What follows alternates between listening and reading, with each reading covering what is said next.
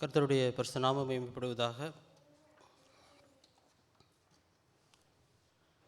மீண்டும் ஒரு ஓய்வு நாளின் மாலை வேளையிலும் தேவனுடைய வார்த்தையை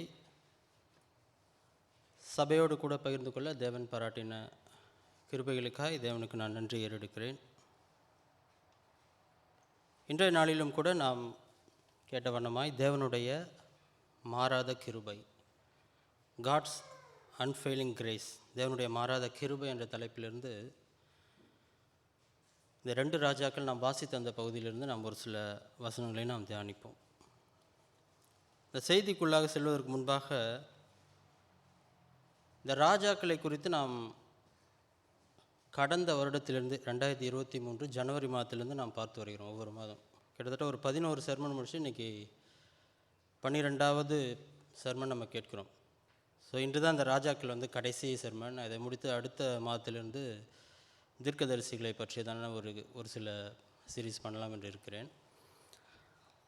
ஆகவே இந்த ராஜாக்களை குறித்து நாம் பல காரியங்கள் நாம் கேட்டிருக்கிறோம். இந்த கடந்த அந்த 16 மாதத்தில் நம்ம 12 செர்மன் நம்ம கேட்டிருக்கிறோம். அதில் பல்வேறு ராஜாக்களை நாம் பார்த்திருக்கிறோம். எசேக்கியா ராஜாவை பார்த்தோம். ஒவ்வொரு ராஜாவுக்கும் ஒவ்வொரு தனித்தன்மையும், அவர்கள் ஒவ்வொருவரும் தேவனை எவ்வாறு சார்ந்து வாழ்ந்தார்கள், அவர்கள் தேவனை விட்டு விலகி செல்லும் பொழுது அவர்கள் எவ்வாறு வீழ்ச்சி அடைந்தார்கள், இதுதான் ஒட்டுமொத்த கருத்து இந்த ராஜாக்கள் பார்க்கும்போது. ஆக இந்த எசேக்கியா ராஜாவை குறித்து நாம் என்ன பார்த்தோம் என்றால், அந்த இஸ்ரவேலில் வாழ்ந்த ராஜாக்களிலேயே தேவன் மேல் வைத்த அதீத நம்பிக்கையில் அந்த ராஜாவுக்கு முன்னாடியும் பின்னாடியும் ஒரு ராஜா காணப்படவில்லை என்று தேவனே சாட்சி கொடுத்ததை நாம் பார்த்தோம். 2 ராஜாக்கள் 18ஆம் அதிகாரம் 5ஆம் வசனத்தில் நாம் இதை பார்க்கிறோம். அதைத் தொடர்ந்து நம்ம யோசியா ராஜாவை குறித்து நாம் பார்த்தோம். யோசியா ராஜா தன்னுடைய 8வது வயதில் அவர் ராஜாவானார் என்று நாம் பார்த்தோம். அவர் மிகவும் ஒரு சிறு வயதிலேயே ராஜாவாக்கப்பட்டதை நாம் பார்த்தோம். அவரை குறித்து தான் தனித்துவத்தை பார்க்கும்பொழுது நாம் பல காரியங்கள் பார்த்தோம். குறிப்பாக தேவன் கொடுத்த சாட்சி என்னவென்றால், கர்த்தரிடத்திற்கு தன்னுடைய முழு ஆத்துமா, தன்னுடைய முழு பலத்தோடு, தன்னுடைய முழு இருதயத்தோடு தன்னுடைய செவியை சாய்த்த ஒரு ராஜாவாக இந்த யோசியா ராஜா காணப்பட்டதை நாம் பார்த்தோம். 2 ராஜாக்கள் 23, 25ஆம் வசனத்தில் நாம் அதை வாசித்தோம். அதைத் தொடர்ந்து நாம் பார்த்தோம் ரெகபயாம், எரோபயாம் என்ற ராஜாக்களை நாம் பார்த்தோம். ரெகபயாம் என்பவர் அந்த பிரிந்து போன தேசத்தில் அந்த யூதா தேசத்தினுடைய முதல் ராஜாவாக சலமுடைய மகன் என்று நாம் பார்த்தோம். அவர் பார்க்கும்பொழுது, அவருடைய காலகட்டத்தில் பார்க்கும்பொழுது அவர் குறிப்பாக செய்த ஒரு மிகப்பெரிய தவறு என்னென்று நாம் பார்த்தோமே என்றால், அவர் முதியவர்கள் அல்லது தன்னிடத்தில் உள்ள ஒரு ஆலோசனைக்காரர்களை தள்ளி வைத்து புதிதாக வந்த அந்த வாலிபர்களுடைய பேச்சை கேட்டு பல காரியங்களை செய்த பொழுது அது தேவனுக்கு விரோதமான காரியமாகி பின்பு எரோபயாமுக்கு அந்த 11 ராஜ்யங்கள் கொடுக்கப்பட்டதை நாம் பார்த்தோம். ஆக எரோபயாமை குறித்து நாம் பார்த்தோம். எரோபயாம் ராஜாவுடைய வாழ்க்கையில் பார்க்கும்பொழுது நம்ம வேதத்தில் முழுவதுமாக பல இடங்களில் நம்மால் பார்க்க முடியும். எங்கே பார்த்தாலும் இந்த ராஜா எரோபயாமுடைய பாவங்களுக்கு ஒத்த பாவத்தை செய்தார்கள் என்று அந்த எரோபயாமை குறித்து பல இடங்களில் அவரை ஒப்பிட்டு பார்ப்பதை நாம் அந்த அளவுக்கு ஒரு தவறான காரியங்களை செய்த ஒரு ராஜாவாக யாரை பார்க்கிறோம் என்றால் எரோபயாமை பார்க்கிறோம். அதை பற்றி நீங்கள் வாசிக்க வேண்டும் என்றால் 1 ராஜாக்கள் 12ஆம் அதிகாரத்தில் நீங்கள் வாசிக்க முடியும். அவர் ஒரு 2 கன்றுக்குட்டிகளை அவர் உண்டு பண்ணி அந்த யூதா தேசத்தில் எவ்வாறு மக்கள் அந்த எருசலேமுக்கு போகாத வண்ணம் அவர் பண்ணார் என்று நம்ம அதை பார்த்தோம். நம்ம தொடர்ந்து நம்ம பல ராஜாக்கள் பார்த்தோம். யோசபாத்தை குறித்து பார்த்தோம், ஆசா ராஜாவை குறித்து பார்த்தோம், அத்தாலியா என்ற ஒரு ராணியை குறித்து நாம் பார்த்தோம். ஒரே ஒரு பெண்மணி தான் ராஜாவாக்கப்பட்டால், அவள் தான் அந்த அத்தாலியா ராணி. அடுத்து யோவாசு மற்றும் உசியா ராஜா, கடந்த செர்மனில் உசியா ராஜா பார்த்தோம். இன்றைய நாளிலும் கூட இந்த ராஜாக்களை நம்ம முடிக்கும் விதமாகத்தான் அந்த கடைசி 2 ராஜாக்களுடைய கடைசி அதிகாரத்தினுடைய கடைசி 4 வசனங்கள் தான் நம்ம இன்று வாசித்தோம். 2 ராஜாக்கள் 25ஆம் அதிகாரம் 27லேருந்து 30 நாம் வாசித்தோம். அதில் 27ஆம் அதிகாரம் மட்டும் எனக்காக எடுத்தவர்கள் வாசியுங்கள்.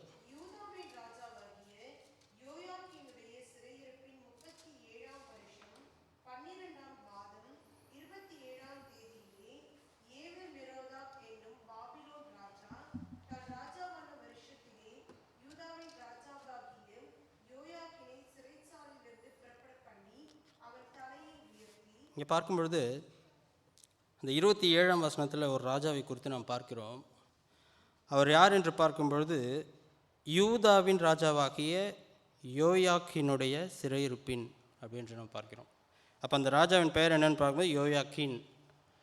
இவரை பற்றி ஒரு சிறிய பேக்ரவுண்ட் கொடுத்தோம்னா நமக்கு இந்த செய்தி, தேவ செய்தி நமக்கு புரியும். ஆகவே இந்த 2 ராஜாக்கள் 24 மற்றும் 25ஆம் அதிகாரத்தை நாம் வாசித்து பார்த்தோமே என்றால், அதில் ஒட்டுமொத்த அந்த யூதாவின் வீழ்ச்சி, எவ்வாறு இந்த யூதாவானது விழுந்து எவ்வாறு பாபிலோன் தேசத்துக்கு அடிமையாக்கப்பட்டு இந்த இஸ்ரவேல் மக்கள் எல்லாரும் நாடு கடத்தப்பட்டார்கள் என்பதை நம்ம தெளிவாக புரிந்து கொள்ள முடியும்.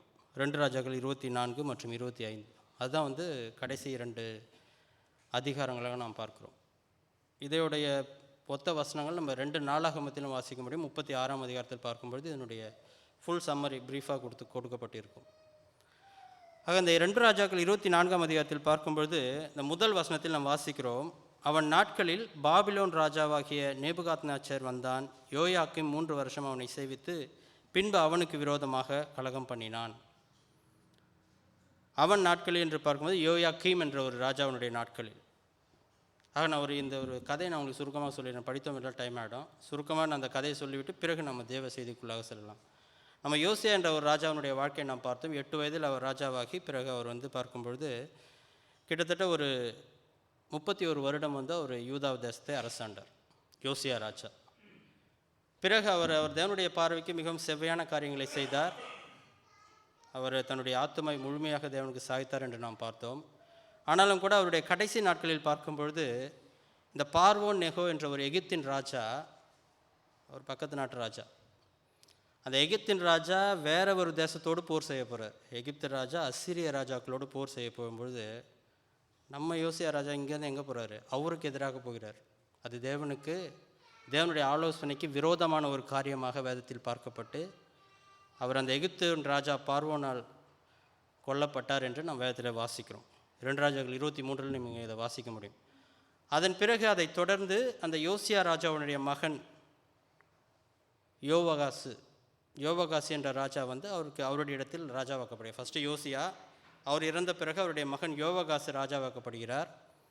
அந்த யோவகாசு பார்க்கும்பொழுது 23 வயதில் ராஜாவாகி வெறும் 3 மாதம்தான் அவர் அந்த தேசத்தை ஆட்சி செய்கிறார். அந்த 3 மாதத்தில் என்ன நடக்கிறது என்று பார்க்கும்பொழுது, எவ்வாறு தன்னுடைய தகப்பன் அந்த எகிப்தின் ராஜாவால் கொல்லப்பட்டாரோ அதே போல் அதே எகிப்தின் ராஜா பார்வோன் நேகோ இங்கே இந்த யோவகாசு ராஜாவையும் தன்னுடைய தேசத்துக்கு எகிப்துக்கு அழைத்து சென்று அவன் கொல்லப்பட்டான் என்று நாம் வேதத்தில் வாசிக்கிறோம். அதை தொடர்ந்து தான் இந்த 24ஆம் அதிகாரம் முதல் வசனம் பார்க்கிறோம். அந்த யோசியா ராஜனுடைய 2வது மகனான யோயாக்கிம் என்பவன் இப்போ அவனுடைய அரியணைக்கு வருகிறான். யோசியாவுக்கு மற்றும் 3 மகன்கள். அவருடைய 3 மகன்களும் பார்க்கும்பொழுது யூதா தேசத்துக்கு ராஜாவானார்கள் நம்ம இங்கே வாசிக்கிறோம். முதலாவது பார்க்கும்பொழுது அவனுடைய மகன் யோவகாசு 3 மாதம் ஆட்சி செய்து இறந்து விட்டார். 2வதாக பார்க்கும்பொழுது அவருடைய மகன் எலியாக்கிம் அவருடைய இயற்பெயர். அதை இந்த எகிப்தின் ராஜா அவருடைய பெயரை மாற்றி எலியாக்கிமை மாற்றி யோயாக்கிம் என்று பெயர் வைத்து அவரை ராஜாவாக வைத்து செல்வதை நம்ம பார்க்கிறோம். இவ்வாறு இந்த யோயாக்கிம் ராஜா இந்த இஸ்ரவேல் தேசத்தை, இந்த யூதா தேசத்தை ஆட்சி செய்யும் பொழுது அவர் எத்தனை வருஷம் ஆட்சி செய்தார் என்று பார்க்கும் பொழுது 11 வருடங்கள் அவர் அந்த தேசத்தை ஆட்சி செய்கிறார்.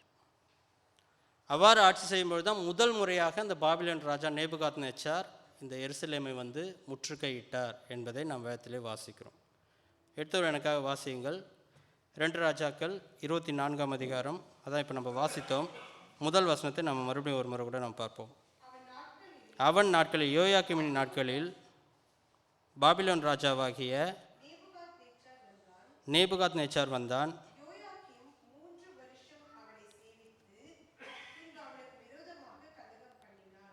இங்கே பார்க்கும்பொழுது இந்த நாட்களில் பார்க்கும்பொழுது ஆண்டவருடைய வார்த்தை தீர்க்கதரிசிகள் மூலமாக இந்த யூதாவின் ராஜாக்களுக்கு அந்த நாட்களில் தெளிவாக கொடுக்கப்பட்டது.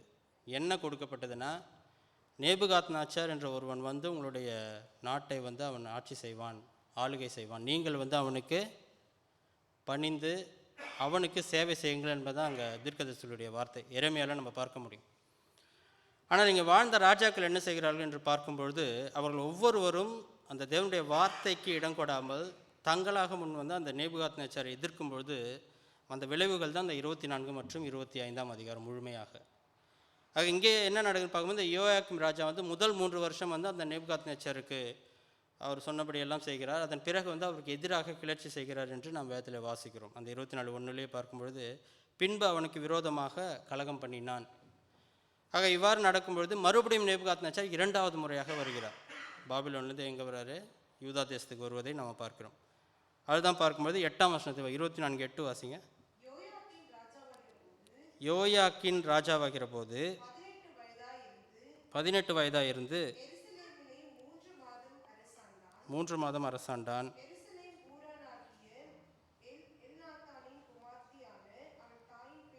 நெகுஸ்தால் 10ஆம் வசனம் வாசிங்க. 10. அக்காலத்திலே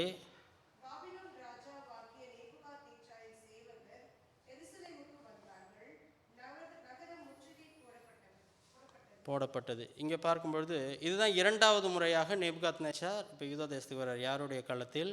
அந்த யோயாக்கிம் என்பவருடைய காலத்தில் வந்து அவருடைய ஆட்சி முடிந்த பிறகு அவர் வந்து இங்கே இந்த நேபுகாத்நேச்சாரால் வந்து பாபிலோனுக்கு எடுத்துக்கொள்ளப்பட்டு போகிறார். பிறகு வந்து அவருடைய மகன் யோயாக்கின் பேர் வந்து பார்த்திங்கன்னா சிமிலராக தான் இருக்குது. யோயாக்கிம், அவருடைய மகன் வந்து யோயாக்கின். அந்த யோயாக்கின் வந்து எத்தனை நாள் ஆட்சி செய்கிறார் பார்க்கும்பொழுது, முதல் எத்தனை மாதம்? 3 மாதங்கள் தான் ஆட்சி செய்கிறார். வெறும் 3 மாதம் தான் ஆட்சி செய்கிறார். அதுக்குள்ளே இந்த நேபுகாத்நேச்சர் வந்து இந்த யோயாக்கினை பாபிலோனுக்கு அழைத்து செல்கிறான் என்று நம்ம பார்க்கிறோம். அக்காலத்திலே பாபிலோன் ராஜா. அப்போ அந்த 8ஆம் வசனத்துலேருந்து 16ஆம் வசனம் வரைக்கும் நீங்கள் வாசித்து பார்த்தீங்க என்றால், அதில் இந்த யோயாக்கீன் ஆட்சி செய்யும்பொழுது என்னென்ன காரியங்கள் செய்யப்பட்டது என்பதை நாம் புரிந்து கொள்ள முடியும். அதை தொடர்ந்து பார்க்கும்பொழுது இந்த யோயாக்கின் இப்போ பாபிலோனுக்கு நாடு கடத்தப்படுகிறார். அதன் பிறகு என்னென்னு பார்க்கும்பொழுது அதே இப்போ அந்த நேபுகாத்நேச்சர் என்ன செய்கிறார்? சிதேக்கியா என்ற ஒருவரை வந்து இப்போ ராஜா வைக்கிறார். அந்த சிதேக்கியான்னு பார்க்கும்போது அவரும் யோசியா ராஜாவுடைய மகன் என்று நாம் பார்க்கிறோம். அந்த சிதேக்கியா ராஜாவுக்கப்பட்ட ஒரு 11 வருட காலம் யூதாவை ஆட்சி செய்கிறார். இவர் தான் வந்து கடைசி ராஜா. அதாவது இந்த இஸ்ரவேல் இந்த யூதா தேசம் முழுமையாக பாபிலோனுக்கு கொண்டு போட போகும்பொழுது அது வாழ்ந்த கடைசி ராஜான்னு பார்க்கும்பொழுது சிதேக்கியா ராஜா என்று பார்க்கிறோம். அந்த சிதேக்கியா ராஜாவும் என்ன பண்ணுகிறான்னு பார்க்கும்பொழுது, தேவனுடைய வார்த்தைக்கு, தேவனுடைய தீர்க்கதரிசியுடைய வார்த்தைக்கு அவர்கள் செவி கொடாமல் அவருக்கு விரோதமாய் செய்யும்பொழுது இந்த சிதேக்கியா ராஜாவும் வந்து இந்த பாபிலோன் ராஜாவால் கொல்லப்பட்டதை நம்ம பார்க்கிறோம். அது மிகவும் ஒரு கொடூரமான முறையில் இந்த சிதேக்கியா ராஜா கொல்லப்பட்டார். 25ஆம் அதிகாரத்தில் நம்ம வாசித்தோம் என்றால், அங்கே என்ன நடக்குதுன்னு பார்க்கும்போது இந்த சிதேக்கியா ராஜாவாகும்பொழுது இந்த எருசலேம் நகரம் முழுமையாக முற்றுகையிடப்படுகிறது. முற்றுகைன்னா என்னென்னா, ஒருத்தரும் அந்த நகரத்தை விட்டு உள்ளேயும் போக முடியாது, வெளியே வர முடியாது. உள்ளே இருக்கவங்க ஃபுல்லாக உள்ளே தான் இருக்கணும், வெளியே இருந்து யாரும் வர முடியாது. No transport, nothing. ஸோ அப்படி இருக்கும்போது என்னென்னா, நகரத்தில் ஒரு கடுமையான ஒரு பஞ்சம் அந்த நாட்களில். ஏன்னா எதுவுமே இல்லை, பார்த்தீங்களா, பிஸ்னஸ் எதுவுமே இல்லை, மக்கள் ஃபுல்லாக அங்கேயே தான் வெறுமையாக இருக்காங்க.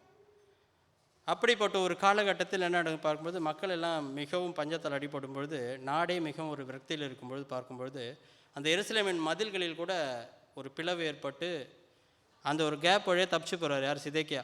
விட்டா போதுண்டா அப்படின்னு சொல்லிட்டு நாட்டை விட்டு தப்பிச்சு போகும்போது மறுநாள் பிடிச்சிடறாங்க. நேபுகாத்நேச்சருடைய ஆட்கள் அவரை பிடித்து அவரை அங்கே நிற்க வச்சு அவருடைய குமாரர்கள் இருவரையும் அவர் எதிர்க்கவே கொள்கிறாங்க. லாஸ்ட்டாக கொன்ற பிறகு சிதேக்கியா ராஜாவுடைய 2 கண்களையும் பிடுங்கி அவரை வந்து சங்கிலிகளால் கட்டி பாபிலோன் நகரத்துக்கு கொண்டு சென்றார்கள் என்பதை நம்ம இந்த 25ஆம் அதிகாரத்தில் நம்ம வாசிக்க முடியும். வாசித்து பாருங்கள், வீட்டுக்கு சென்று வாசித்து பாருங்கள். ஆக இப்பேற்பட்ட ஒரு காலகட்டத்தில் தான் என்ன நடக்குதுன்னு பார்க்கும்பொழுது, நாம் இன்று வாசித்த பகுதி 27லேருந்து 30 நம்ம பார்க்குறோம். என்ன பார்க்குறோன்னு பார்க்கும்பொழுது, இப்போ கடைசி ராஜா சிதேக்கியான் என்று சொன்னேன். ஆனால் தேவனுடைய ஆவியானவர் இந்த 2 ராஜாக்கள் பார்க்கும்பொழுது கடைசியாக யாரை பற்றி கொடுக்கப்படுதுன்னா, யோயாக்கீன் என்ற ஒரு ராஜாவை யோயாக்கீன் என்பவர் யாருன்னு பார்க்கும்போது, அவர் யார்? சிதேக்கியா ராஜாவுக்கு முன்னாடி ஆட்சி செய்தவர். வெறும் 3 மாத காலம். ஆக அவர் ராஜாவாகும்பொழுது அவருடைய வயது எத்தனைன்னு பார்க்கும்பொழுது 18 வயதாக இருந்தது. இதில் ஒரே ஒரு கான்ட்ரடிக்ஷன் நீங்கள் பார்க்க முடியும். இந்த யோயாக்கின் ராஜாவை வந்து 2 ராஜாக்களில் பார்க்கும்பொழுது பார்த்தீங்கன்னா 18 வயதுன்னு இருக்குது. 2 நாளாகமத்தில் நீங்கள் வாசித்து பார்த்தீங்கன்னா 8 வயதுன்னு இருக்குது, 18 8ன்னு இருக்குது. ஆனால் ஆங்கில வருஷனில் பார்க்கும்போது எல்லாத்துலேயுமே 18 தான் போட்டிருக்கு, கேஜேவி தவிர. என்ஐவி அண்ட் ESV பார்த்தீங்கன்னா அவருடைய வயது வந்து 18 என்று தான் வந்து வேத பண்டிதர்கள் கணிக்கிறார்கள். யோசியா ராஜா தான் 8 வயது. ஸோ 18 வயதில் ஒரு ஆட்சிக்கு வந்தார். வந்து டீனேஜ் தானே, 18 டீனேஜில் இருக்கார். ஸோ 18 இயர்ஸில் அவர் அரசர் ஆகிறாரு. வெறும் 3 மாதம் தான் ஆட்சி செய்கிறாரு. அந்த 3 மாதத்தில் என்ன பண்ணுறாரு, இந்த பாபிலோன் ராஜா வந்து அவரை பாபிலோனுக்கு நாடு கடத்திட்டாங்கன்னு பார்க்குறோம். அதுதான் இந்த 24ஆம் அதிகாரம் 8ஆம் வசனத்துலேருந்து 16 வரைக்கும் நம்ம வாசித்தோம்னா நம்ம அதில் தெளிவாக நம்ம பார்க்க முடியும். ஒரு சில வசனங்கள் நம்ம வாசிப்போம். 24 வந்து 12 வாசிங்க, 12, 13. அப்பொழுது யூதாவின் ராஜாவாகிய யோயாக்கீனும் அவன் தாயும் அவன் ஊழியக்காரரும் அவன் பிரபுக்களும் பிரதானிகளும் பாபிலோன் ராஜாவினிடத்திற்கு புறப்பட்டு போனார்கள்.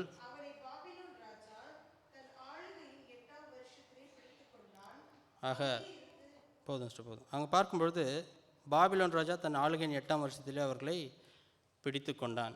அதை நம்ம தொடர்ந்து நம்ம வாசித்தோம் என்றால் அங்கே எருசலேமின் நகரத்தில் இருந்த எல்லா பொக்கிஷங்கள், அரண்மனையில் இருந்த காரியங்கள், மற்ற காரியங்கள் எல்லாம் அந்த ராஜா சிறைப்பிடித்து சென்றதை நம்ம இங்கே பார்க்க முடியும். ஆக இவ்வாறு ஒரு ராஜா வந்து இப்பொழுது எருசலேமிலிருந்து பாபிலோனுக்கு நாடு கடத்தப்பட்டார். நாடு கடத்தப்பட்ட பிறகு 37 வருடம் அவருடைய வாழ்க்கை எங்கே போகுது? சிறைச்சாலையில் போகுது. யோயாக்கின் இப்போ வந்து இங்கே ராஜாவாக இருக்கார். டீனேஜில் ராஜா வர்றார் 18 வயசில். அதுக்கப்புறம் அவர் என்னன்னு தெரியல. இப்போ இங்கே என்ன பார்க்குறோன்னா, நம்ம இன்று வாசித்த பகுதி 2 ராஜாக்கள் 25ஆம் அதிகாரத்துக்கு வந்துடுவோம். அந்த 2 ராஜாக்கள் 25 வாசிக்கும் பொழுது 27 சடனாக அங்கே ஒரு மாற்றம் நடப்பதை நம்ம பார்க்க முடியும். 27 வாசிங்க எனக்காக. 20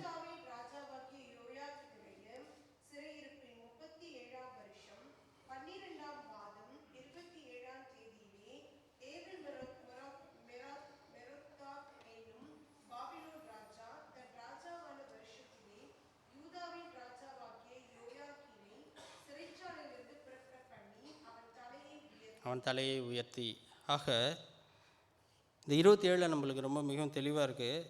யூதாவின் ராஜாவாகிய யோயாக்கினுடைய சிறையிருப்பின், எங்கே சிறையில் இருக்கார்? பாபிலோனில் இருக்கார். சிறையிருப்பின் 37ஆம் வருஷம் 12ஆம் மாதம் 27ஆம் தேதியிலே ஏவில் மெரோதாத் என்னும் ஒரு ராஜா வந்து புதுசாக ராஜா வரும் பாபிலோனில். அந்த ராஜா என்ன பண்ணுறாருன்னா, தன் ராஜாவான வருஷத்திலே யூதாவின் ராஜாவாகிய யோயாக்கினை சிறைச்சாலையிலிருந்து புறப்பட பண்ணி அப்படின்று நம்ம பார்க்கிறோம். நம்முடைய தலைப்பு என்றாதான் நம்முடைய தலைப்பு பார்க்கும்பொழுது தேவனுடைய மாறாத கிருபை என்று நான் எது கொடுத்திருக்கிறேன் என்றால், இந்த யோயாக்கினுடைய வாழ்க்கையை பார்க்கும்பொழுது ஒரு 18 ராஜாவில் வந்து ஒரு இன்னும் ஒரு எதுவுமே அடையலை. 18 வயசு தான் ஆகுது அவருக்கு. இன்னும் வாழ்க்கையில் அனுபவிக்க வேண்டிய காரியம் நிறைய. அவர் ராஜாவாகும்பொழுது பல்வேறு எதிர்பார்ப்புகளோடு ஒரு ராஜாவாக இருக்கக்கூடும். நம்மளாம் 40-50 வயசுனா கூட பல எதிர்பார்ப்புகள் இருக்குது நமக்கு. நம்ம வாழ்க்கையில் இதை அச்சீவ் பண்ணோம், அது பண்ணோம், இல்லை இது செய்யணும், இன்னும் பல்வேறு காரியங்கள் நடப்பிக்கணும் அப்படின்ற காரியங்கள். ஆனால் இவர் 18 வயதிலே ராஜாவான 3 மாதத்துலேயே வந்து சிறைப்பிடிச்சுன்னு போயிடுறாங்க. ஏன்னா இவருக்கு அந்தளவுக்கு பவரும் இல்லை யோயாக்கினுக்கு, அவரை எதிர்த்து போரிடுற அளவுக்கு. ஒரு விதத்தில் தேவனுடைய தீர்க்கதரிசன வசனம் வச்சுங்களேன், எரேமியால நம்ம வாசிக்கிறோம், யோயாக்கினுக்கு முன்ன நடக்கும் என்பது தெளிவாக கொடுக்கப்பட்டிருக்கிறது. ஆக 18 வயதில் அவர் சிறைச்சாலைக்கு செல்கிறார். சிறைச்சாலைக்கு சென்று 37 வருஷம் சிறையில் இருக்கார். அதாவது தன்னுடைய ஒரு மனிதனுடைய பீக் பீரியட்னு பார்க்கும்போது என்ன சொல்கிறாங்கன்னா, டீனேஜ்லேருந்து பார்த்தீங்கன்னா ஒரு 45 to 50 அந்த ரேஞ்சு தான். அதுக்கப்புறம் ரொம்பலாம் ஆக்டிவாக ரொம்ப ஒர்க் பண்ணி அதுக்கப்புறம் சேவ் பண்ண முடியுமான்னு பார்த்தா பொதுவாக இல்லை. இங்கே பார்க்கும்பொழுது இவருக்கு என்ன ஆகுதுன்னா, 37 + 18 55 வயசு ஆகிடுது சிறையிலேயே. ஒரு மனிதன் 18 வயதில் சிறைச்சாலைக்கு போயிட்டு 55 வயது வரைக்கும் தினந்தோறும் ஒரு சிறைச்சாலையிலேயே தன்னுடைய வாழ்க்கையை கழிக்கிறார். அவர் பல வேலையில் எண்ணியிருக்கக்கூடும், இப்படி ஒரு சிறைச்சாலை வாழ்க்கையில் இருக்கிறதுக்கு நம்ம மரித்து போனாலே நலமாக இருக்குமே, இப்படி ஒரு வாழ்க்கை நமக்கு தேவையா? அதுவும் ஒரு அந்நிய தேசத்தில் வந்து இப்படி ஒரு சிறையினுடைய உபவாசம் நமக்கு தேவையா என்ற ஒரு கேள்வி அவர் மனதுக்குள்ளாக பல்வேறு நிலைகளில் எழுந்திருக்க வாய்ப்புகள் அநேகம் என்று நாம் பார்க்கிறோம். ஆனால் இந்த 27 நம்ம பார்க்குறோம், சடனாக அவருடைய வாழ்க்கையில் பார்க்கும்பொழுது அந்த 37ஆம் வருஷத்தில் ஒரு புதிய ஒரு ராஜா வர்றார். யார் வர்றார் பார்க்கும்பொழுது ஏவில் மெரோதாத் என்னும் ராஜா என்று நம்ம பார்க்குறோம். 25, 27ஆம் வசனத்தை வாசிக்கிறோம். ஏவில் மெரோதாக் என்னும் ஒரு பாபிலோன் ராஜா தன் ராஜாவான வருஷத்திலே, ராஜாவாக அப்போ தான் ஆகிறாரு, அந்த ராஜாவான அந்த வருஷத்துலேயே அவர் என்ன இந்த யோயாக்கினை பற்றி கேள்விப்படுறார். யோயாக்கின்ற ஒரு வருஷம் 37 வருஷம், ஒரு வேளை ரிஜிஸ்டர் பார்த்துருப்பார் போல், யாரெல்லாம் ஜெயிலில் இருக்காங்க, எந்தெந்த பேக்ரவுண்டில் இருக்காங்க. அப்படி பார்க்கும்போது இவர் நேம் அப்பேராக இருக்கும். யோயாக்கின் 37 இயர்ஸாக இருக்கார், இவர் வந்து யூதாவுடைய ராஜா அப்படின்னா என்ன பார்க்குறாருன்னா, இவர் அவனுக்கான அந்த ஒரு வெகுமதியை கொடுப்பதை நாம் பார்க்குறோம். தன் ராஜாவான வருஷத்திலே யூதாவின் ராஜாவை யோயாக்கினை சிறைச்சாலையிலிருந்து புறப்பட பண்ணி என்று நம்ம பார்க்கிறோம். சிறைச்சாலையிலேருந்து என்ன பண்ணுறாரு, புறப்பட பண்ணினா என்னன்னு பார்க்கும்பொழுது அவர் ரிலீஸ் பண்ணுறாரு.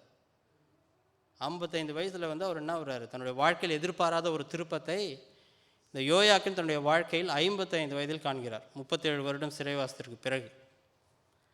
ஆக இன்று நாமும் கூட இந்த யோயாக்கினுடைய வாழ்க்கையிலிருந்து கற்றுக்கொள்ள வேண்டிய முதல் பாடம் என்று பார்க்கும்பொழுது, தேவனுடைய கிருபை என்றும் மாறாதது என்று நம்ம பார்க்குறோம். அதில் இந்த யோயாக்கினுடைய வாழ்க்கையில் பார்க்கும்பொழுது தேவனுடைய கிருபையால் அவன் தன்னுடைய அடிமைத்தனத்திலிருந்து, தன்னுடைய சிறைவாசத்திலிருந்து முதலாவதாக என்ன பண்ணப்பட்டான், விடுதலை பண்ணப்பட்டான் என்ற ஒரு கருத்தை நம்ம பார்க்கிறோம். ஆக இந்த யோயாக்கினுடைய வாழ்க்கை எதை சார்ந்திருக்குது என்று நம்ம பார்க்கணும்னா, இஸ்ரவேல் தேசத்துக்கு அது இந்த தீர்க்க தரிசன ஒரு வசனமாக காணப்படும். யோயாக்கின் எதை பிரதிபலிக்கிறான் என்று பார்க்கும்போது அவன் இன்டைரக்டாக யார் பிரதிபலிக்கிறான், இஸ்ரவேல் தேசத்தை. அப்போ இஸ்ரவேல் தேசம்னா இப்போ அவன் நம்மளை பிரதிபலிக்கிறான். யோயாக்கின் அவனுடைய வாழ்க்கையை பார்க்கும்பொழுது தன் முற்பிதா செய்ததை போல இவனும் அந்த பாவத்தை செய்தான் என்று வேதத்தில் போட்டிருக்கிறது. அவன் ஒன்றும் ரொம்ப நல்லவன் இல்லை, அப்படிலாம் கிடையாது. அவனும் வந்து தன் முற்பிதாக்கள் எவ்வாறு பாவம் செய்தானோ அதேமாதிரி அவனும் பாவத்தில் வாழ்ந்தான். அதன் விளைவாக அவன் பாபிலோனுக்கு நாடு கடத்தப்பட்டான். ஆனால் இங்கே பார்க்கும்பொழுது அவன் யாரை பிரதிபலிக்கிறான் என்று பார்க்கும்பொழுது அவன் இஸ்ரவேல் தேசத்தை பிரதிபலிக்கிற ஒரு மனுஷனாக, அவனும் உங்களையும் என்னையும் பிரதிபலிக்கின்ற ஒரு மனுஷனாக அதே வேளையில் காணப்படுகிறோம். முதலாவதாக நாம் பார்க்கும்பொழுது நம்முடைய வாழ்க்கையிலும் கூட பல வேளைகளில் நாம் பல்வேறு துன்பங்களிலோ துயரங்களிலோ கஷ்டங்களில் இருக்கும் பொழுது இத்தகைய ஒரு சிறைவாசம், ஒரு அடிமைத்தனம், ஏதாவது ஒரு சூழல் வந்து நம்ம போயிட்டு அகப்பட்டு நாமளாக போய் வாலண்டியராக அகப்பட்டிருப்போம், இல்லைன்னா வந்து அது வேறு யார் மூலமாக நம்ம மாட்டிக்கொண்டு இருப்போம். அப்படி இருக்கும்பொழுது அதனுடைய விளைவுகள் இல்லை அதிலிருந்து நம்ம எப்படி வெளியே வர்றது, தானாக என்று பல வேலைகள் நம்ம முயற்சி செய்கிறோம்.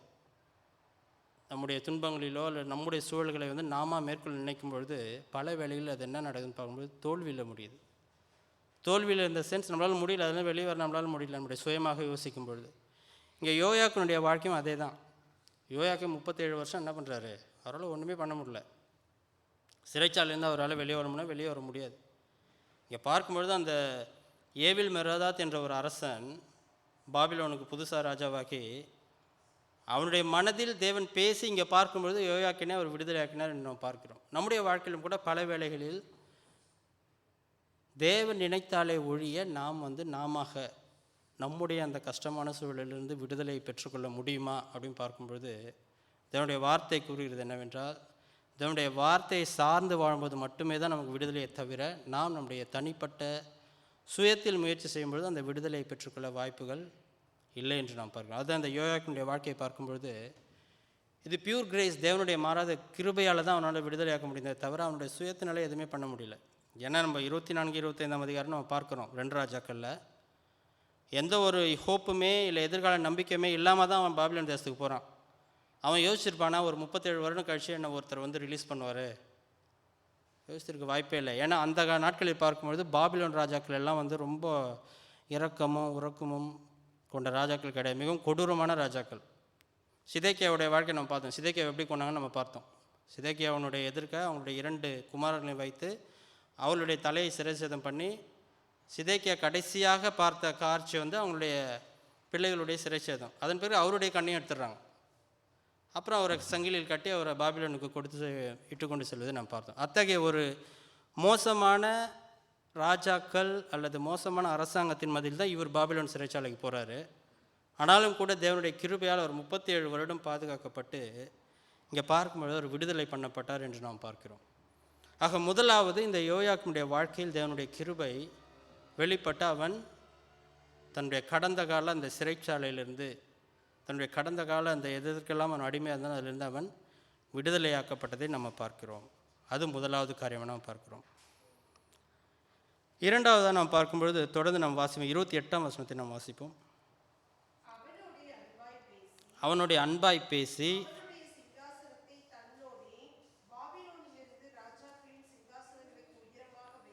உயரமாக வைத்து. இங்கே பார்க்குறோம்.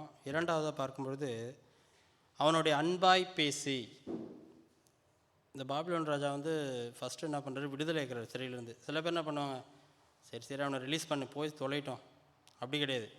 இங்கே ரிலீஸ் பண்ணிவிட்டு என்ன பண்ணுறாரு, அவனுடைய அன்பாய் பேசி என்று நான் அன்பாய் பேசி அவனுடைய சிங்காசனத்தை தன்னோடே பாபிலோனிலிருந்து ராஜாக்களின் சிங்காசனங்களுக்கு உயரமாக வைத்து தன்னுடைய சிங்காசனத்துக்கு ஈக்குவலாக வைக்கிறார். அதான் யூதா ராஜா இவர் வந்து 3 மாதம் தான் ஆட்சியிலே இருந்தார் கிங்கு. அதுக்கு மேலே ஆட்சியே புரியல இவர். ஆனாலும் இப்போ 55 வயசில் ரிலீஸ் பண்ண என்ன பண்ணுறாரு, தனக்கு ஈக்குவலாக வச்சு பார்க்குறாரு அங்கே.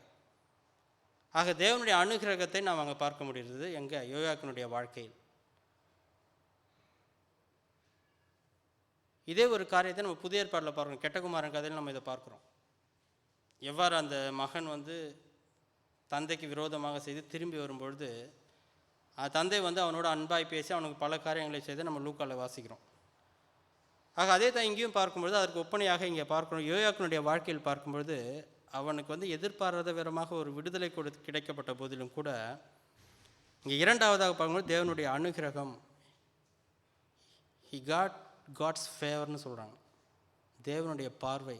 நாம் கூட பல வேளை என்ன பண்ணுவோம்னா, இந்த நம்முடைய அலுவலக வாழ்க்கையிலையோ இல்லை மற்ற காரியங்களோ சமூக வாழ்க்கையிலையோ சரி, ஏதாவது ஒரு காரியம் ஆகணும்னா நம்ம என்ன பண்ணுவோம், ஒரு சில பேருடைய ஃபேவர் நம்மளுக்கு தேவைப்படுது. ஆஃபீஸில் விட நம்ம சில சமயம் நம்ம இமெயில்ஸ்லாம் எழுதுவோம், can I have your favour to do this thing, I need your favour. ஃபேவர்னா என்ன, எனக்கு கொஞ்சம் செய்யுங்க பார்த்து. ஆக இங்கே தேவன் என்ன பண்ணுறாருன்னா அவருக்கு வந்து ஒரு ஃபேவர் செய்கிறார். யாருக்கு? யோயாக்கினுடைய வாழ்க்கையில் பார்க்கும்பொழுது கிட்டத்தட்ட தன்னுடைய வாழ்க்கையை முடிந்தது என்று நினைக்கும்பொழுது அப்போ என்ன வருது, தேவனுடைய அனுகிரகம் அவனுடைய வாழ்க்கையில் வெளிப்பட்டதை நாம் இங்கே வாசிக்கிறோம். இரண்டாவதாக பார்க்கும்பொழுது முதலாவதாக அவன் விடுதலை பெற்றுக்கொண்டான். இரண்டாவதாக நாம் பார்க்கும்பொழுது அவன் தேவனுடைய பார்வையில் தேவனுடைய அனுகிரகத்தை பெற்ற ஒரு மனுஷனாக அவன் காணப்பட்டதை நாம் பார்க்கிறோம். நாம் தொடர்ந்து வாசிப்போம். 29ஆம் வசனத்தை நாம் வாசிப்போம். அவனுடைய சிறைச்சாலை வஸ்திரங்களை மாற்றினான்.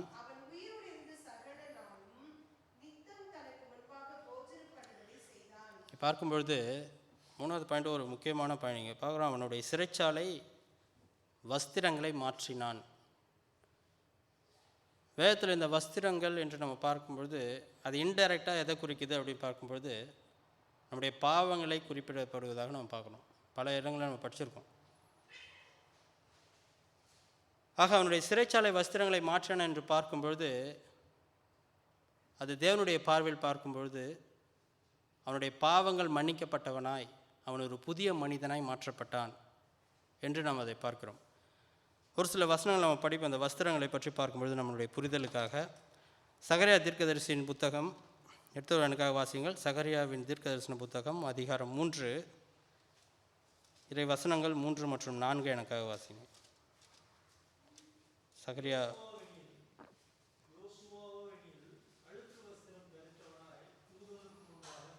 நின்றிருந்தான்.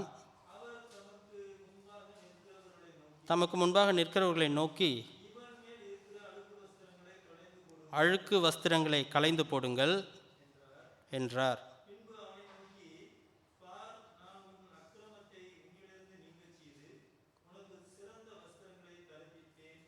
உனக்கு சிறந்த வஸ்திரங்களை தரிப்பித்தேன் என்றார். இந்த தீர்க்கதரிசன புத்தகத்தில் நம்ம பார்க்குறோம், அழுக்கு வஸ்திரம் தரித்தவனாய் தூதனுக்கு முன்பாக நின்றிருந்தான். அப்போ என்ன அந்த வசனம் உருவாதுன்னு பார்க்கும்பொழுது அந்த வஸ்திரங்களை களைந்து போடுங்கள், அழுக்கு வஸ்திரங்களை களைந்து போடுங்கள். அதை தொடர்ந்து நம்ம வாசிக்கிறோம். பின்பு அவனை நோக்கி பார், நான் உன் அக்கிரமத்தை உன்னிலிருந்து நீங்க செய்து. அந்த அழுக்கு வஸ்திரங்களை களைந்து போடுதல் என்பதை எதை கூறுகிறதுனா அவனுடைய அக்கிரமங்களையும் அவனுடைய பாவங்களையும் களைந்து போடுவதை, தேவன் அவனிடத்தில் எடுப்பதை குறிப்பிடுவதாக நாம் பார்க்கிறோம். அதை தொடர்ந்து நம்ம படிக்கிறோம், உனக்கு சிறந்த வஸ்திரங்களை தரிப்பித்தேன் என்றார் நம்ம பார்க்கிறோம். ஆகவே இந்த வஸ்திரங்கள் என்று பார்க்கும்பொழுது பல இடங்கள் நாம் வாசிக்கிறோம். சங்கீதத்தில் கூட நம்ம வாசிக்கிறோம். சார் 46:1 32:1 நம்ம வாசிக்கிறோம். அவனுடைய மீறுதல் மன்னிக்கப்பட்டதோ என்னுடைய பாவம் மூடப்பட்டதோ அவன் பாக்கியவான் என்று நம்ம வாசிக்கிறோம். ஆக இங்கேயும் பார்க்கும்பொழுது அவனுடைய வஸ்திரங்கள் அப்படி பார்க்கும்போது அவனுடைய பாவங்கள். யோயாக்கின் ஒரு இத்தகைய ஒரு தேவனுடைய கிருபையை பெற்றுக்கொள்வதற்கு தகுதியானவனா அப்படின்னு பார்க்கும்பொழுது நிச்சயமாக தகுதி இல்லாதவன் தான். யூதா மற்றும் இஸ்ரவேலை ஆண்ட எந்த ராஜாக்களுமே தேவனுக்கு முன்பாக நீதிமானாக காணப்படவில்லை, ஒரு சில ராஜாக்கள் தவிர. இஸ்ரவேலில் டோட்டல் அவுட்டு. வாழ்ந்த எல்லா ராஜாக்களுமே தேவனுக்கு விரோதமாக தான் இருந்தார்கள் என்று நாம் வேதத்தில் பார்க்குறோம். ஆக இந்த யோயாக்கின் தன்னுடைய வாழ்நாட்களில் பார்க்கும்பொழுது தேவனுக்கு விரோதமான காரியங்களை செய்த போதிலும் கூட தேவன் தன்னுடைய கிருபையால் அவனுடைய அக்கிரமங்களையும் அவனுடைய பாவங்களையும் மன்னிக்க வல்லவராக இருக்கிறார் என்பதை தான் நம்ம இங்கே இறையியல் ரீதியாக நம்ம பார்க்குறோம். ஆக நாம் நம்முடைய வாழ்க்கையிலும் கூட நம்ம எப்பேற்பட்ட ஒரு நிலையில் இருந்தாலும் தேவன் நம்முடைய பாவங்களை மூட, நம்முடைய மீறுதல்களை மன்னிக்க வல்லவராய் இருக்கிறார் என்ற ஒரு கருத்தை நாம் பார்க்கிறோம். மேலும் கூட ஒரு வசனம் வாசிப்போம். சங்கீதம் 96:9 எனக்காக வாசிங்க.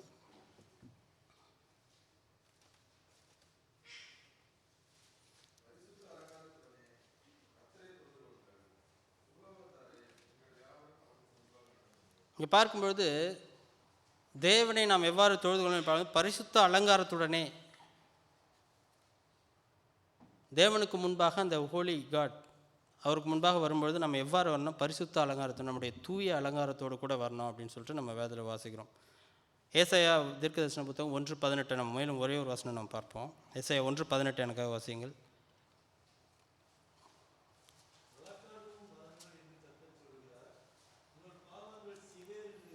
உங்கள் பாவங்கள் செவ்வேர் என்று இருந்தாலும், ரெட் கலர், ஓகே, உறைந்த மழையைப் போல வெண்மையாகும், இரத்தாம்பர சிவப்பாக இருந்தாலும் பஞ்சை போல் ஆகும் என்று நம்ம பார்க்கிறோம். ஸோ தேவன் நம்முடைய பாவங்கள், நம்ம எப்பேற்பட்ட பாவங்கள், நம்ம எப்பேற்பட்ட அழுக்கு வஸ்திரங்களை தரித்திருந்தவர்களாக காணப்பட்டாலும் கூட இங்கே ஏசாயா தீர்க்கதரிசன புத்தகத்தில் தெளிவாக இருக்குது. உங்கள் பாவங்கள் செவ்வேர் என்று இருந்தாலும் உறைந்த மழையைப் போல வெண்மையாகும், அவைகள் இரத்தாம்பர சிவப்பாக இருந்தாலும் பஞ்சை போல வெண்மையாகும் என்று நாம் பார்க்கிறோம். அதுதான் இந்த யோயாக்கினுடைய வாழ்க்கையில். இந்த யோயாக்கினுடைய வாழ்க்கையில் பார்க்கும்பொழுது அவன் அந்த பாபிலோனுடைய அடிமைத்தனத்திற்குள்ளாக அகப்பட்ட போதிலும் கூட, அவன் தன்னால் வெளியே வர முடியாத ஒரு சூழல் காணப்பட்டாலும் கூட, தேவன் அவனை தன்னுடைய கிருபையால் அவனை விடுதலையாக்கி அவனுக்கு தன்னுடைய அனுகிரகத்தை பாராட்டி, மூன்றாவதாக என்ன பண்ணுறார்? தன்னுடைய பாவங்களையும் அவருக்கு மன்னித்த தேவனாக காணப்படுகிறார் என்று நாம் பார்க்கிறோம். கடைசியாக நாம் பார்க்கிறோம், இன்னும் அந்த கடைசி வசனத்தை வாசிப்போம். 25:30 நாம் வாசிப்போம்.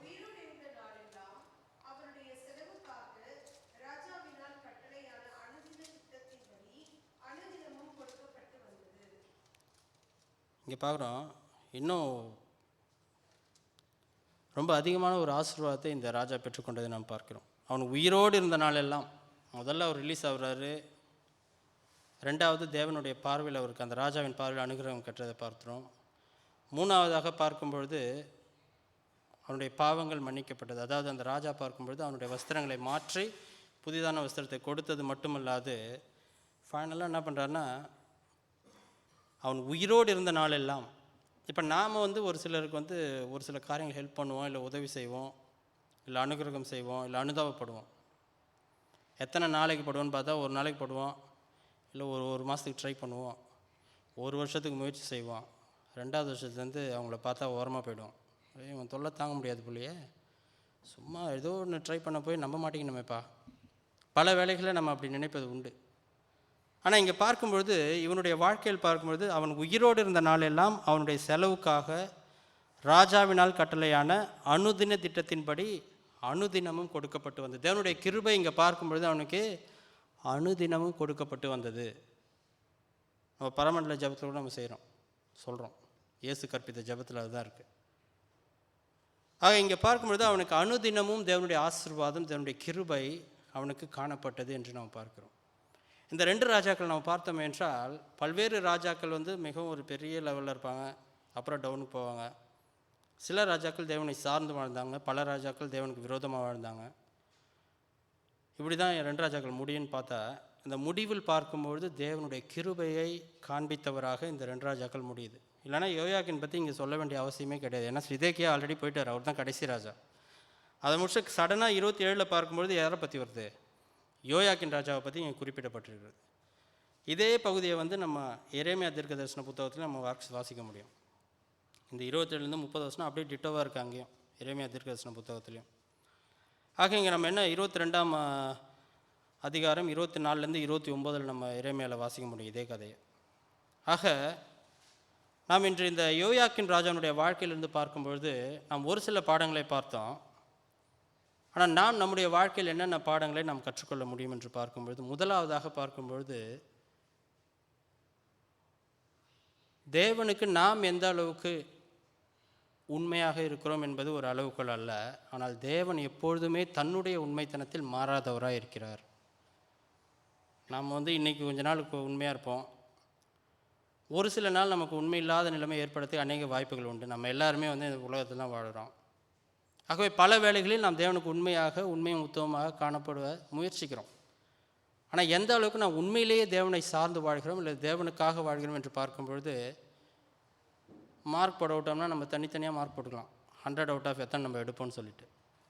ஆக அந்த நிலையில் தான் நாம் இருக்கிறோம். ஆனாலும் கூட தேவன் எவ்வாறு அவருடைய உண்மைத்தனத்தில் அவர் எவ்வாறு நமக்கு உண்மையுள்ளவராக பார்க்கும்பொழுது அவர் 100% தன்னுடைய வாக்குத்தத்தத்தில் உண்மையுள்ளவராக காணப்படுவதை நாம் பார்க்கிறோம். அதுதான் நம்முடைய வாழ்க்கையில் பார்க்கும்பொழுது இன்று எல்லோருக்கும் தேவன் கொடுக்கிற ஒரு இந்த செய்தி என்ன என்று பார்க்கும்போது யோயாக்கீம் இந்த 2 ராஜாக்களை முழுமையாக பார்த்துட்டோம். முழுமையானா அங்கெங்கன்னு சொல்லிட்டு ஒரு சில ராஜாக்களுடைய வாழ்க்கையை நாம் பார்த்தோம். ஆக அந்த ராஜாக்களுடைய வாழ்க்கையை ஒட்டு மொத்தமாக நம்ம பார்த்து அதுலேருந்து நம்ம என்ன கற்றுக்கொள்ள முடியும்னு பார்க்கும்பொழுது இந்த ராஜாக்கள் எல்லோருமே வந்து தேவனை விட்டு விலகி போன ராஜாக்களாக நாம் பார்த்தோம். தேவனுக்கு விரோதமாக இருந்த ராஜாக்களாக நாம் பார்த்தோம். தேவனுடைய தீர்க்கதரிசிகளுக்கு செவி கொடாத ராஜாக்களாக வாழ்ந்தார்கள் என்று நாம் பார்த்தோம். இதெல்லாம் ராஜாக்களுடைய பண்புகள். ஆனால் அதே வேளையில் தேவனுடைய பண்பு நலன்களை பார்க்கும்பொழுது எப்பொழுதெல்லாம் இந்த ராஜாக்கள் வந்து தேவனை சார்ந்து தேவனை தேடி தேவனுடைய வாக்கு தத்துவத்தை தேவனுடைய தீர்க்க தரிசன வசனத்தை கேட்டு வாழும்பொழுது தேவன் அவர்களுக்கு உண்மையாகவே உண்மையுள்ளவராக இருந்ததையும் நாம் இந்த ராஜாக்களில் பார்த்தோம். ஆக இந்த ராஜாக்களுடைய முடிவுகளை நம்ம பார்க்கும்பொழுது எந்த அளவுக்கு இந்த ராஜாக்கள் தேவனிடத்தில் உண்மையுள்ளவர்கள் என்பதை தவிர்த்து அது அங்கே அளவுகளை கிடையாது. அப்படி பார்த்தா எல்லா ராஜாக்களுமே வந்து அழிக்கப்பட்டிருக்க வேண்டிய ராஜாக்கள். ஆனால் தேவன் தன்னுடைய வாக்குத்தத்தத்தில் மாறாதவராக உண்மை உள்ளவராக அவர் தன்னுடைய வாழ்நாள் முழுவதுமாக அந்த ராஜாக்களுக்கு காணப்பட்டதை நாம் பார்க்கிறோம். ஆகவே இன்று நம்முடைய வாழ்க்கையிலும் கூட பல நேரங்கள் நம்ம தனிப்பட்ட வாழ்க்கையில் நம்ம சோதித்து பார்க்கும் பொழுது நம்ம ஒவ்வொருவருமே நமக்குள்ளான ஒரு குற்ற உணர்வுகளோ அல்லது நாம் வந்து தேவனுக்கு விரோதமாக அல்லது தேவனை சார்ந்து வாழாத நிலையில் நாம் இருக்கிறோம். தேவன் நம்ம இந்த அளவுக்கு உயர்த்தியிருக்கிறாரு, ஆனால் தேவனுக்கு வந்து நம்ம உண்மையாக இல்லையே அப்படின்ற ஒரு எண்ணம் வந்து நமக்குள்ளாக குறிப்பாக கிறிஸ்தவர்களுக்குள்ளாக தேவனுக்குள்ளாக ரட்சிக்கப்பட்ட பிள்ளைகளுக்குள்ளாக அதிகமாக அத்தகைய உணர்வுகள் வருவது ஒரு இயல்பான காரியம். ஏன்னா நம்ம அப்படி தான் இருக்கோம். நம்ம உண்மையாக இருக்கிறோம் பார்த்தா உண்மையாக இல்லை, அதனால தான் நமக்கு அப்படி தோணுது. ஆனால் அப்படி உண்மை இல்லாத தினத்தில் வாழ்கின்ற நம்மையும் கூட தேவன் உண்மையாக நேசிக்கின்ற தேவனாய் காணப்படுகிறார். ஆக இந்த யோயாக்கினுடைய வாழ்க்கையை பார்க்கும்போது யோயாக்கின் இஸ் நத்திங். ஆக்சுவலாக யோயாக்கின் என்ற ஒரு ராஜா வந்து நம்ம பல ராஜாக்கள் பார்த்தோம். அதில் யோயாக்கின் பார்த்தா ஒரு இம்பார்ட்டன்ட் ராஜாவான்னு பார்த்தா அவர் ஒன்றுமே பண்ணல. வந்தார், 3 மாதம் தான் இருந்தார், உடனே கடத்தின்னு போயிட்டாங்க. ஆனாலும் கூட தேவன் என்ன பண்ணுறாரு, அவரை ஒரு உதாரணமாக வைக்கிறார். அதில் ஒரு பாயிண்ட் இருக்காங்க. ஏன் யோயாக்கினை உதாரணமாக வைக்கிறார் பார்க்கும்பொழுது பல பேர் நம்முடைய வாழ்க்கையில் வந்து நம்மளை நான் ஒரு பெரிய ஆள் இல்லை, என்னெல்லாம் பார்க்க யாராவது இருப்பாங்களா, இல்லை என்னுடைய வாழ்க்கையில் கூட இதெல்லாம் நடக்குமா அப்படின்ற சூழலில் நாம் இருப்போமே என்றால் அத்தகைய சூழலில் இருப்பவர்களையும் கூட பார்க்கின்ற தேவன் தான் நம்முடைய தேவன் என்று நம்ம பார்க்கிறோம். ஆக இந்த யோயாக்கீமுடைய வாழ்க்கை நம்ம எல்லோருக்குமே வந்து ஒரு உதாரணமான ஒரு எடுத்துக்காட்டான வாழ்க்கையாக அமைந்ததை நம்ம பார்க்கிறோம். ஆக நாம் கூட பல வேளைகளில் எத்தகைய சூழல்கள் நாம் கடந்து சென்றாலும் குறிப்பாக அந்த யோயாக்கினை நாம் மனதில் கொள்ளணும். ஓகே, அவனுடைய வாழ்க்கையில் அவன் பாவமாக இருந்தான், ஆனால் கூட தேவனுடைய கிருபை ஒரு நாள் வெளிப்பட்டது. நம்முடைய வாழ்க்கையிலும் கூட தேவனுடைய கிருபை அனுதினமும் வெளிப்பட்டு கொண்டிருக்கிறது. அதை நாம் உணரணும். முதல்ல நம்முடைய கிருபை வந்து தேவனுடைய கிருபை நமக்கு இருக்கிறது என்பதை வந்து நம்ம விசுவாசித்து உணரும்பொழுது நிச்சயமாகவே தேவன் நம்மை அவருடைய கிருபைகளுக்குள்ளாக உயர்த்த வல்லவராக இருக்கிறார் என்று நாம் பார்க்கிறோம். நம்ம ஒரே ஒரு வசனத்தை நம்ம வாசிப்போம். பவுல் ரோமனுக்கு எழுதின நிருபத்திலிருந்து ஒரு வசனம். ரோமருக்கு எழுதின நிருபம் 11ஆம் அதிகாரம் 25 29 வசனங்கள் வாசித்து நம்ம முடிப்போம். இப்போ ரோமர் 11 25 29 வாசிங்க.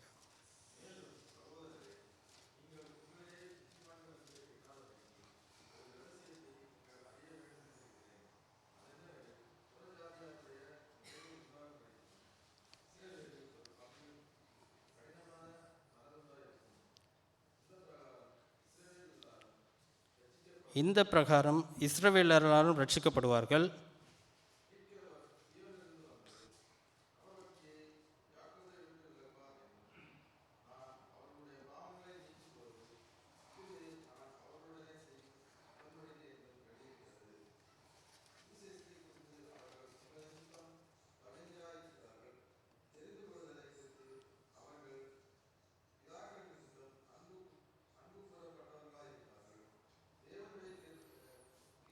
தேவனுடைய கிருபை வரங்களும் அவருடைய அழைப்பும் மாறாதவைகளே என்று நாம் வாசிக்கிறோம். ரோமரில் வந்து நம்ம பல தேவ செய்தி நம்ம கேட்டிருக்கோம். நம்ம சபையில் ரோமன் முழுமையாக ஒரு வருஷம் தியானித்தோம். ஆக இங்கே குறிப்பாக நம்ம பார்க்கும்பொழுது தேவனுடைய கிருபை வரங்களும் 11:29 வாசிக்கிறோம். தேவனுடைய கிருபை வரங்களும் அவரை அழைத்த அழைப்பும் மாறாதவைகளே என்று நாம் வாசிக்கிறோம். ஆக தேவனுடைய கிருபை நம்ம எனக்கு என்ன பார்க்குறோம்? தேவனுடைய மாறாத கிருபை என்று நாம் பார்க்கிறோம். ஆக தேவனுடைய கிருபை, அவருடைய கிருபை எப்பொழுதும் நம்முடைய சூழ்நிலைக்கு தக்கவாறு மாறாத கிருபையாக காணப்படுகிறது. அது உண்மையான கிருபையாக காணப்படுகிறது. இங்கே பார்க்கும்பொழுது அவர் அழைத்த அழைப்பும் மாறாதவைகளாய் காணப்படுகிறது என்று நாம் பார்க்கிறோம். ஆக நாம் இன்றைய நாளில் பார்த்தது போல் இந்த ராஜாக்களுடைய சம்மரி நாம் பார்த்தோம். பல்வேறு ராஜாக்கள் தனித்தனியாக ராஜாவுடைய வாழ்க்கையை நம்ம ஆலோசிக்கும் பொழுது பல காரியங்கள் நம்ம பார்த்தோம். அவர்கள் எவ்வாறு வந்து தேவனுடைய சார்ந்து வாழ்ந்தார்கள், அவர்கள் எவ்வாறு தேவனுக்கு விரோதமாக சென்றார்கள், எப்படி அவர்கள் வந்து தேவனை சேவித்தார்கள், எந்தெந்த ராஜாக்கள் எவ்வாறாக தேவனை நிந்தித்தார்கள் என்று நாம் பார்த்தோம். கடைசியாக என்ற முடிவில் நம்ம இருக்கிறோம். இந்த 2 ராஜாக்கள் நம்ம பார்க்கும்பொழுது 1 ராஜாக்கள் 1 நாளாகும் 2 நாளாகும். ராஜாக்களை வாசிக்கிறத 4ஆகமத்தில் நம்ம அப்படியே வாசிக்க முடியுது. பல இடங்கள் நம்ம ரெஃபரன்ஸ் பார்க்கும்பொழுது. இந்த புத்தகத்தை நீங்கள் ஒட்டுமொத்தமாக நீங்கள் வீட்டுக்கு சென்று வாசித்து பாருங்கள். நம்ம அப்போ வந்து நம்ம இன்னும் அதிகமாக இந்த ராஜாக்களை குறித்து நம்ம புரிந்து கொள்ள முடியும். ஆனால் நம்ம முழுமையாக புரிந்து கொள்ளக்கூடிய ஒரே காரியம், இந்த ராஜாக்களுடைய ஒட்டுமொத்த சம்மரைஸ் நம்ம பார்த்தோம் என்றால், தேவன் தான் தெரிந்து கொண்டப்பட்ட பிள்ளைகளுக்கு எப்பொழுதுமே தன்னுடைய கிருபையில் மாறாதவராக காணப்பட்டார். அதனால தான் அந்த ராஜாக்களுடைய புத்தகத்தின் முடிவிலையும் பார்க்கும்போது யோயாக்கின் ராஜாமை ஒரு மையமாக வைத்து அந்த புத்தகம் முடிகிறதை நம்ம பார்க்குறோம். ஆக அந்த யோயாக்கின் ராஜாவுடைய வாழ்க்கையில் 4 காரியங்கள் நம்ம பார்த்தோம். முதலாவதாக பார்க்கும்பொழுது அவர் தன்னுடைய சிறையிருப்பிலிருந்து விடுதலையை பெற்றுக்கொண்டதை நாம் பார்த்தோம். 2ஆவதாக பார்க்கும்பொழுது அவர் தேவனுடைய அனுகிரகத்தை பெற்றுக்கொண்டதை நாம் பார்த்தோம். 3ஆவதாக பார்க்கும்பொழுது அவர் தன்னுடைய வஸ்திரங்களை மாற்றி, அதாவது அவருடைய பாவத்திலிருந்து அவருக்கு விடுதலையை கொடுத்து அவர் புதிய மனிதனாக மாற்றப்பட்டதை பார்த்தோம். 4ஆவதாக பார்க்கும்பொழுது அவருடைய ஆசீர்வாதங்கள் எப்படி இருந்தது, அனுதினமும் அவருக்கு தேவனுடைய கிருபை கொடுக்கப்பட்டதை நாம் பார்த்தோம். ஆக நம்முடைய வாழ்க்கையிலும் கூட நாமும் எந்த சூழலில் இருந்தாலும் தேவன் நம்மை நம்முடைய சூழ்நிலையிலிருந்து விடுவிக்க வல்லவராக இருக்கிறார். தேவன் நம்மோடு கூட அனுதினமும் அனுசரணையாக அன்பாய் பேசுகின்ற தேவனாய் காணப்படுகிறார். அவருடைய கிருபையில் நாம் நிலைத்திருக்கும் பொழுது அவருடைய ஆசீர்வாதங்களை தினந்தோறும் தேவன் நமக்கு கொடுக்கின்ற தேவனாக காணப்படுகிறார். ஆகவே இதை உணர்ந்தவர்களாய் நாம் நம்முடைய நம்பிக்கையை தேவன் மீது வைத்து நம்முடைய பாவங்களை நாம் தேவனுக்கு அறிக்கையிட்டு தேவனை சார்ந்தவர்களாய் வாழும்பொழுது தேவன் நம்மை உயர்த்த வல்லவராக இருக்கிறார். ஆமீன்.